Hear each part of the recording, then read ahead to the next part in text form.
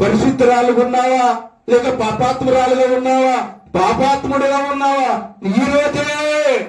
ఈ రోజే నీ మనసు మార్చుకో. యేసుక్రీస్తు ప్రభునందు నువ్వు ఒప్పుకొని విడిచిపెట్టిన వాడు వర్తిల్లుతావు.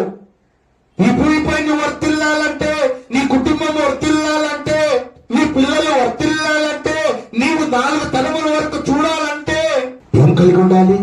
నువ్వు పరిశీలించుకోవాలి, నువ్వు పరిశోధన చేసుకోవాలి, నువ్వు చెక్ చేసుకోవాలి.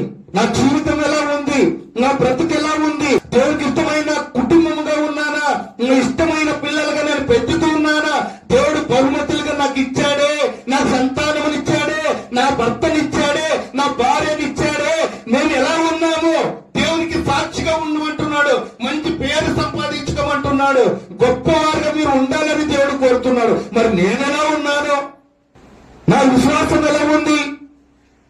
దేవుని ఎదురు చూస్తూ ఉన్నానా? నా